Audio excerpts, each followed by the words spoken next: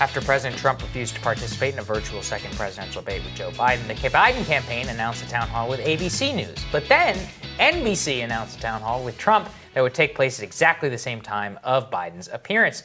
This has caused a lot of pushback from NBC staffers who think that the network is pandering to Trump. NBC also received a slew of criticism on social media as well. Philosophy professor, author, Jacobin contributor, and host of Give Them an Argument with Ben Burgis. Ben Burgis himself joins us to weigh in on all of this. Great to see you, Ben. Welcome. Good to see you, Ben.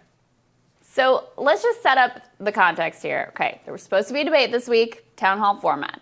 Then Trump gets COVID. Then it gets moved to a virtual debate. Then Trump says, I'm not going to do the virtual debate. Then it gets called off altogether. Biden goes forward and announces an ABC News town hall with George Stephanopoulos. And then NBC comes in after the fact and says, we're going to do one with Trump. And people lost their minds over this, Ben. What did you make of it? So some people, what they said they were upset about was that the two town halls were being set against each other. So people had to pick. And that's one thing, right? You could argue that that they shouldn't have done that. That they should have timed it so one would happen right after the other. But I think that if you read that article about the NBC staffers, at least some people who are quoted in that, what seem to be upset about is not that, right? It's not like they would be fine with it if they just done it an hour later. It's that they were doing it at all, that they were giving Trump this platform, and that seems a little bit more disturbing because it's not obvious what they wanted NBC to do. It almost seems like what they really wanted was for NBC to say, no, we're just not going to talk to you. We'll do that if you'd done this other sort of event, you could have done that. But this is just totally out of the question, and really, like, what they wanted them to do was like do the gesture of not doing the town hall at all, and that seems a lot sillier. Yeah. So Ben, let's talk about that. Why do you think it is silly from somebody who's on a left point of view? I mean, look, I take a view of this is journalism. President of the United States wants to sit down for a town hall? Okay, fine. People can decide. People are big boys, or girls. Change the channel. Change whatever you want. Watch whatever you like. That's just my view, though. What do you think? Yeah, well, it almost seems like a hear no evil, see no evil thing. Like that they're going to get people to not go along with whatever Trump is saying, not say having him at the town hall and exposing him to questions that he's going to have a really hard time answering, and proving something that way, but just that they're going to just not give him the platform in the first place, which this seems like a really extreme version of that attempt at kind of enforcing a media bubble. Because who you're saying that you're going to be able to deplatform in this case is the single individual on the planet who inherently has the biggest megaphone. He's the president of the United States.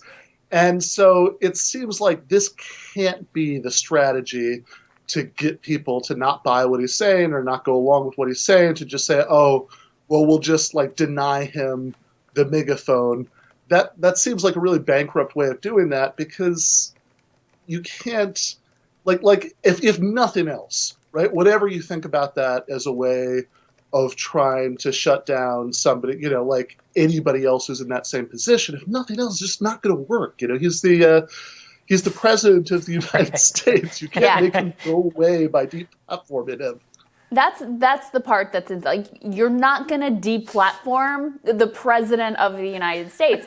And I take the completely opposite perspective, which, look, what happened in the first debate? Trump made a fool of himself, and his poll numbers immediately dropped because he basically exposed to the American people, like, they looked at that and were like, we don't want this dude in our living room for another 4 years. We're done. We're over this. This is annoying. This is obnoxious. So even in that format, which was so terribly awful to watch, people actually got something out of it. So my view is, okay, here's an opportunity to actually press this guy, to actually try to get some answers out of him. He is still the president, and there is still a chance he's going to be the president for another 4 years. So if you have the opportunity to throw something at him that's not just a softball, that's a good thing for the American people, not a bad thing. You learn more, you get hopefully something additional out of it. And I don't think that he's taken any difficult questions or had any difficult interviews since his COVID diagnosis. And there's a lot that we have, a lot of questions that we all have about how that all went down.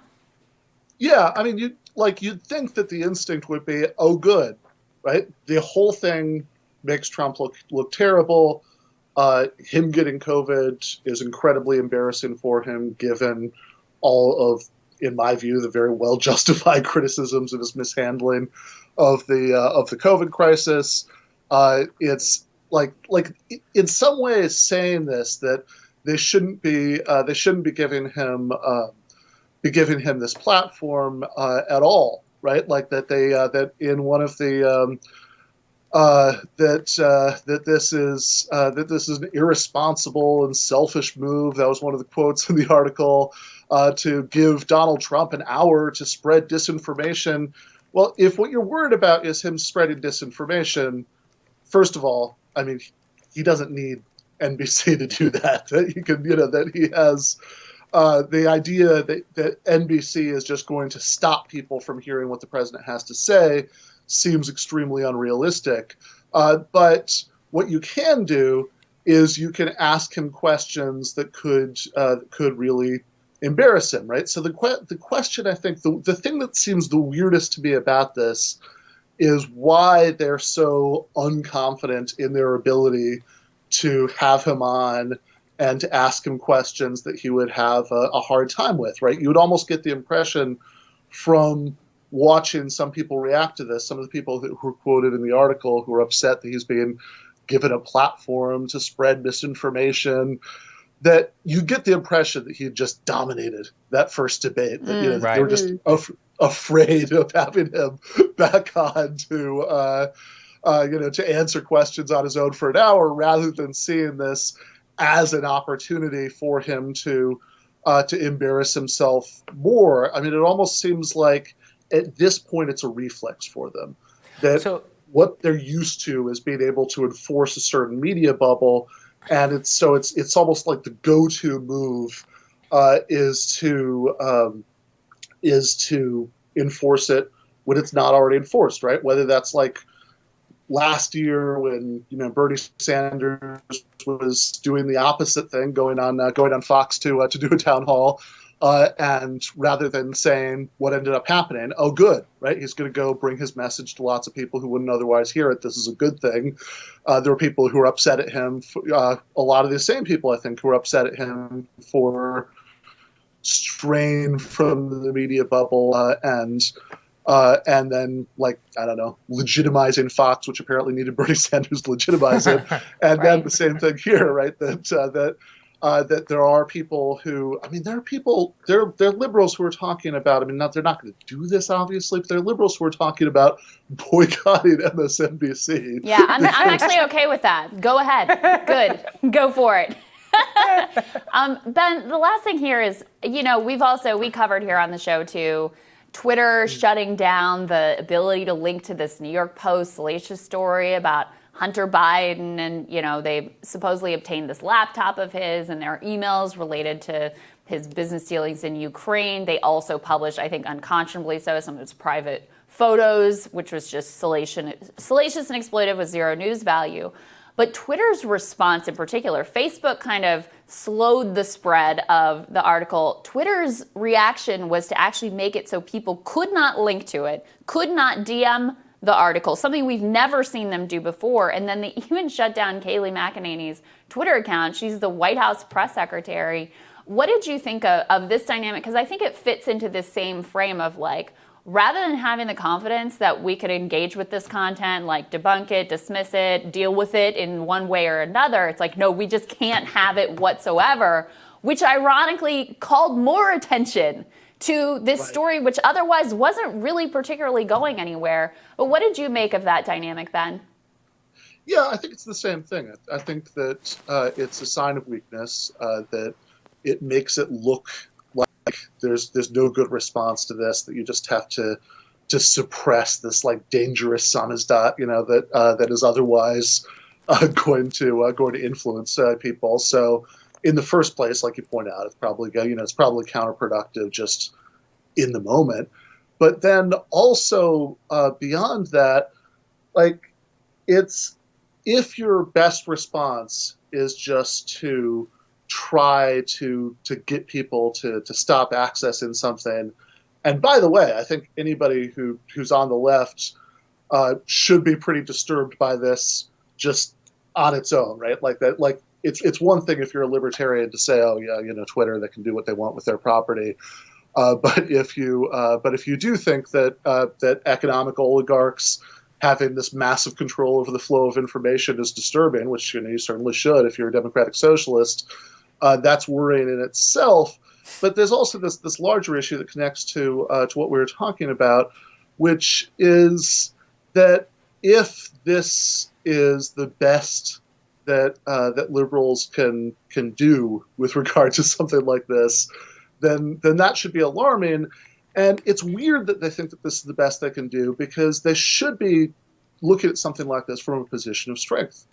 Trump is way behind. And right now, according to all the polls, he's winning. The polls could be wrong, but he's winning by more than Hillary was in 2016.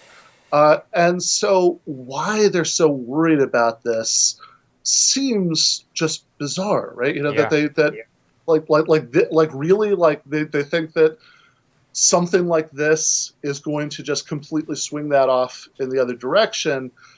I don't think so, but I think that it's this go-to that it's like the only move they know is to enforce the sanctity of the media bubble. In this case, by just stopping people from accessing the wrong one. I think it's well said, Ben. Yeah, completely insane. Ben, so great to have you. Thank you. Good to see you, man. Thank you. All right, thank you so much, Krystal, and thank you for coming on the show. Hope that Saagar will someday. It was my pleasure. Hey, tell people where they can find it, by the way. All right. You can find my stuff on Jacobin. And the show is Give Them an Argument. So you can go to youtube.com/Ben Burgis GTAA and all the usual podcast places. So thank you again. All right, people should check it out. It was a great conversation with you. Ben, have a great day. All right. Thanks, Krystal. A lot more rising for you after this.